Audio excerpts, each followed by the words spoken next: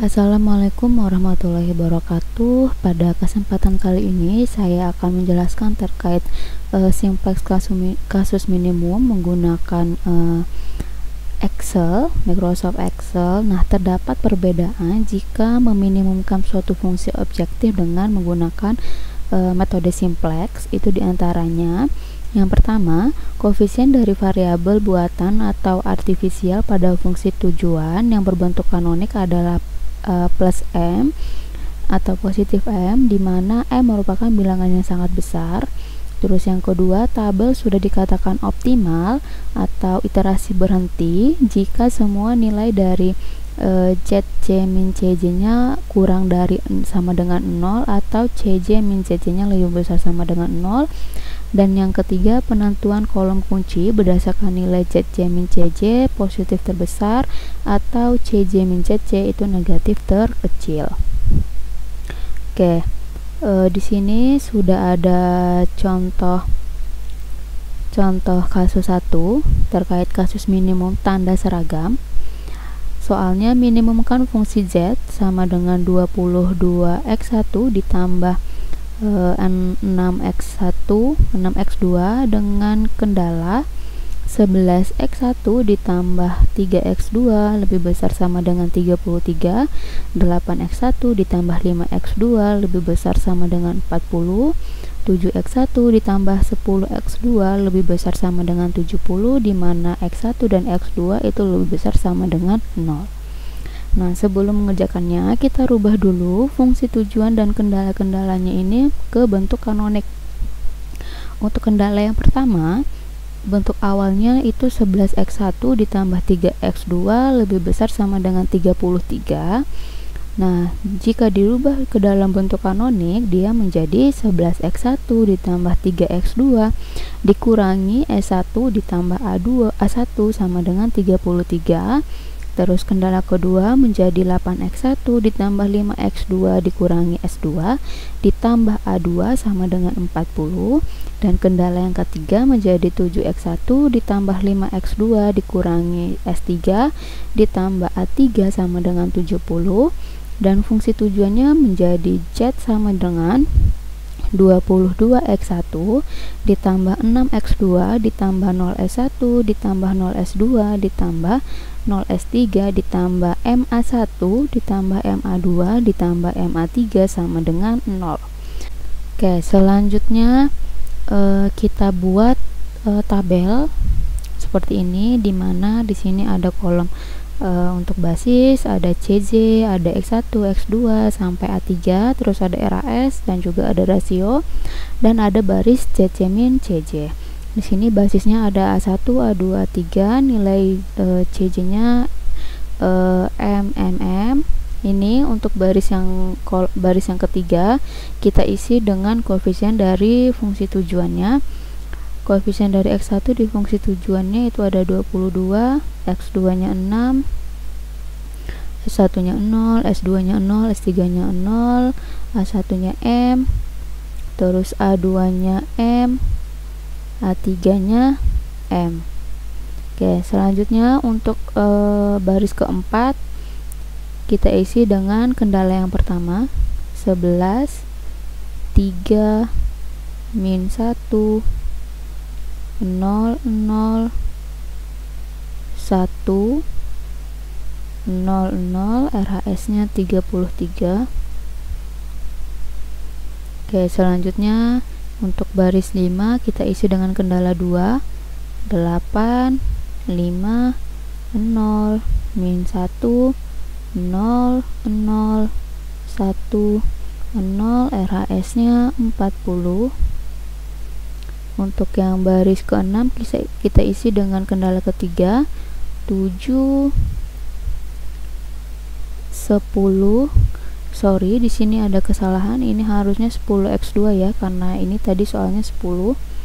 Jadi nilai x2 nya 10, nilai S1 nya nilai S1 nya 0, S2 nya 0, S3 nya min 1, A1 nya 0, A2 nya 0, A3 nya 1 sama dengan 70.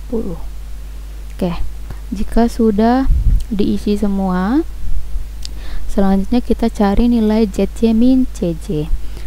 Caranya sama, yaitu hasil jumlah dari CI, ini merupakan CI, dikali dengan AIZ atau ini, atau M dikali 11 ditambah M dikali 8 ditambah M dikali 7 dikurangi dengan 22 atau nilai CJ nya.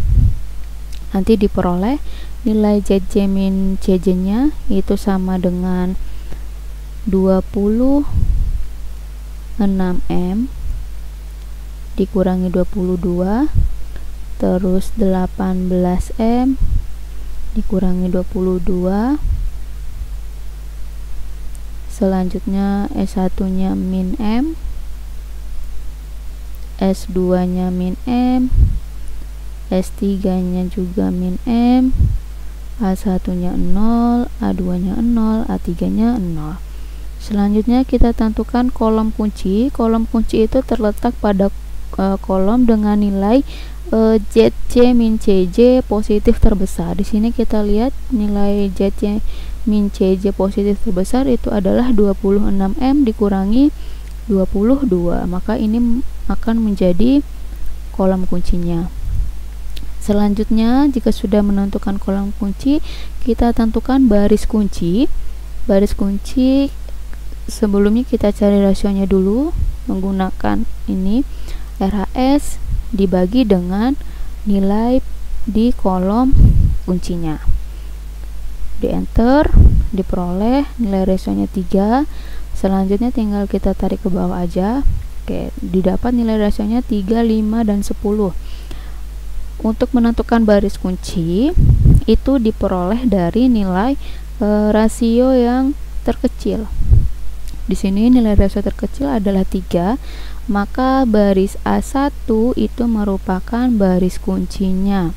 Nah, perpotongannya ini, perpotongan dari baris kunci dan kolom kunci itu akan menjadi elemen pivotnya. Oke, jadi 11 ini merupakan elemen pivotnya untuk nanti kita gunakan di iterasi yang selanjutnya. Jadi ini bisa dikatakan A1 itu keluar digantikan dengan X1. Jadi X1 nya masuk. Oke, jika sudah, berarti iterasi pertama selesai. Kita lanjut ke iterasi kedua. Iterasi kedua sama, kita buat tabel seperti pada iterasi sebelumnya, tapi untuk A1 nya digantikan dengan X1. Jadi kita isi di sini X1, ini tetap A2, A3. Nilainya untuk X1 itu sama dengan 22, A2 nya M, A3 nya M. Nah, jika sudah, kita lihat tadi elemen pivotnya itu 11. 11 ini kita rubah menjadi 1 dengan cara sama dengan 11 dibagi dengan 11 agar hasilnya 1. Tapi jangan lupa ini dikasih tanda absolut agar nilainya tidak berubah atau tetap. Enter. Terus tinggal kita geser ke kanan aja. Oke, jika sudah, untuk baris A2 dan A3 nya kita jadikan 0 sama dengan 8 dikurangi dalam kurung 8 dikali dengan 1 tutup kurung. Jangan lupa ini dikasih tanda absolut agar tidak berubah. Enter, kita tarik. Oke, sama ini juga 7 dikurangi kurung 7 dikali 1 tutup kurung. Jangan lupa kasih tanda absolut. Enter, kita tarik ke kanan. Nah, sudah diperoleh ini nilai-nilainya. Selanjutnya kita cari nilai ZC min CJ. Ini caranya sama seperti pada iterasi sebelumnya. Jadi 22 dikali 1 ditambah M dikali 0 ditambah M dikali 0 dikurangi dengan 22. Nanti diperoleh nilai CJ min CJ nya ini 0. terus ini 10,9091 M, terus ini 1,36 M dikurangi 2, terus ini min M, terus ini juga min M, terus ini min 2,3636 M ditambah 2, terus ini 0, ini juga 0. Terus kalau udah didapat nilai ZC min CJ, kita cari kolom kuncinya. Kolom kuncinya itu tadi di positif terbesar. Di sini positif terbesar itu ini 10,9091 M, maka kolom X2 ini menjadi kolom kunci. Selanjutnya kita tentukan baris kunci. Kita menentukan baris kuncinya. Terlebih dahulu kita cari rasionya. Sama caranya, nilai RAS nya dibagi dengan nilai pada kolom kuncinya. Oke, tinggal kita tarik ke bawah aja. Oke, tadi baris kunci itu diperoleh dari nilai rasio yang terkecil. Di sini rasio terkecilnya yaitu 5,6774 di baris A2. Jadi ini merupakan baris kuncinya. Oke, jadi ini bisa dikatakan A2 itu keluar, berarti X2 nya masuk. Nah, ini perpotongan baris kunci dan kolom kunci ini disebut elemen pivot. Jadi ini nanti untuk kita pakai di iterasi yang ketiga. Jadi ini iterasi kedua selesai, kita lanjut ke iterasi ketiga. Oke, iterasi ketiga ini basis yang pertama X1 tetap. Ini yang kedua, karena A2 nya udah keluar digantikan X2, maka di sini kita tulis X2. Ini A3 nya tetap, nilainya ini 22. Kalau X2 itu nilainya 6, A3 M. Oke, jika sudah, ini jangan lupa 22 koefisien dari fungsi tujuan ya.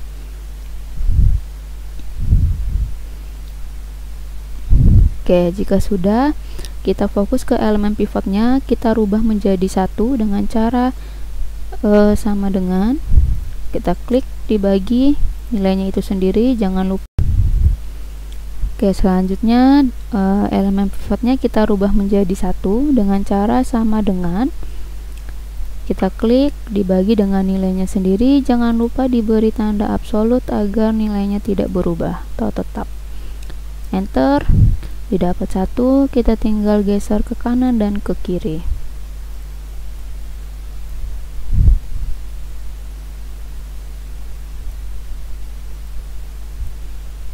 Oke, selanjutnya kita jadikan ini ya 0 untuk baris A1, X1 dan A3 kita rubah jadi 0. Sebelumnya ini kita ubah dulu untuk komanya ya, 3 angka aja di belakang koma. Oke, ini sama dengan ini dikurangi nilainya dikali 1 tutup kurung, jangan lupa absolut. Absolut itu $, ini ya. Di enter, tinggal digeser ke kanan dan ke kiri. Terus yang di bawah sama, kita rubah biar jadi 0 ya. Oke, jangan lupa absolut. Enter. Jika sudah, tinggal digeser ke kanan dan ke kiri.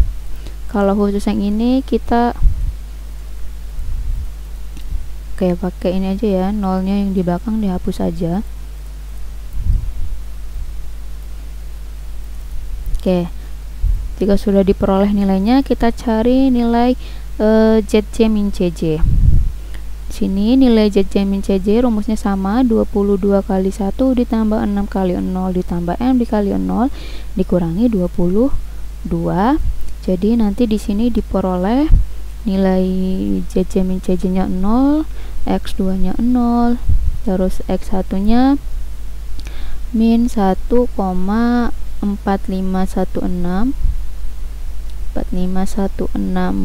M dikurangi 2, terus ini 2,871 M, ini min M, terus selanjutnya ini 0,4516 M ditambah 2, terus ini min 3,871 M, terus ini 0. Nah, jika sudah diperoleh semua nilai JJ min CJ, kita cari kolom kuncinya. Kolom kuncinya itu di nilai JJ min CJ positif terbesar. Positif terbesar itu berarti di kolom S2. Jadi ini merupakan kolom kuncinya. Oke, selanjutnya kita cari baris kuncinya, tapi kita cari dulu rasionya.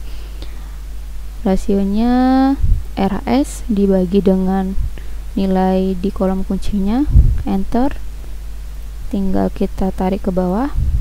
Oke, jika sudah berarti baris kuncinya itu diperoleh dari nilai rasio yang terkecil tetapi tidak negatif. Artinya nilai rasionya itu terkecil dan juga bernilai positif. Di sini terkecil dan bernilai positif itu yaitu yang ini ya, rasionya 1,067, yaitu pada baris A3. Jadi baris A3 ini merupakan baris kunci. Merupakan baris kuncinya, berarti ini A3 keluar, berarti S2 masuk. Oke, di sini elemen pivotnya yaitu ini 2,871. Jadi ini udah selesai untuk iterasi yang ketiga. Lanjut kita ke iterasi yang keempat. Kita buat dulu tabelnya seperti pada iterasi sebelumnya. Oke, ini untuk tabel iterasi keempat. Tadi untuk basisnya ini X1 nya tetap, X2 nya tetap, A3 nya keluar digantikan S2. Berarti kita isi di sini S2. S2 itu 0, X2 6, X1 22.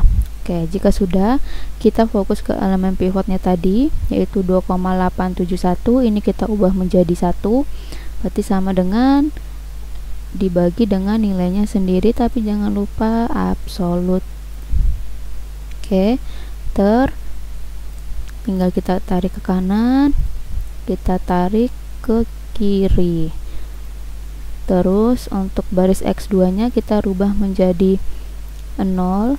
Rumusnya juga sama, jangan lupa absolut, enter. Jika sudah, digeser ke kanan, ke kiri, terus ini baris X1 nya juga sama, kita rubah menjadi 0. Jangan lupa absolut.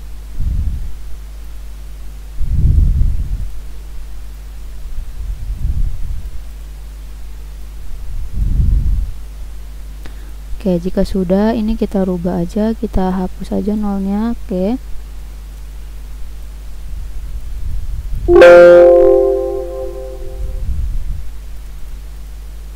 Oke, jika sudah, kita cari nilai ZC min CJ nya. Caranya juga sama seperti di iterasi sebelumnya, yaitu 22 kali 1 ditambah 6 kali 0 ditambah 0 kali 0 dikurangi dengan 22. Nanti dapat nilai CJ min CC nya itu 0. Terus ini selanjutnya 0, ini min 2, terus selanjutnya 0, ini juga 0, ini min M plus 2, terus selanjutnya ini min M, terus ini juga min M. Oke. Jika sudah, di sini nilai ZC min CJ itu sudah kurang dari sama dengan 0. Jadi semua nilainya sudah kurang dari sama dengan 0. Maka iterasi berhenti sampai di sini. Tetapi jika nilai ZC min CJ-nya masih lebih besar sama dengan 0, iterasinya diteruskan. Jadi karena pada kasus ini di iterasi keempat nilai ZC min CJ-nya sudah kurang dari sama dengan 0, maka iterasi berhenti. Nah, sehingga di sini dapat diketahui bahwa nilai X1-nya ini nilai X1-nya itu sama dengan 1,348. Selanjutnya nilai X2-nya itu adalah 6,056. Nah, nilai X1 dan nilai X2 kita substitusikan ke fungsi tujuannya tadi. Z sama dengan 22 X1 ditambah 6 X2. Oke, berarti Z sama dengan 22 dikali 1,348 ditambah 6 dikali nilai X2 6,056. Nanti diperoleh nilai Z-nya itu sama dengan 66. Oke, maka nilai minimumnya untuk kasus yang pertama ini adalah 66. Oke, itu saja. Jika ada yang ingin ditanyakan, boleh langsung tanyakan di kolom komentar. Terima kasih. Wassalamualaikum warahmatullahi wabarakatuh.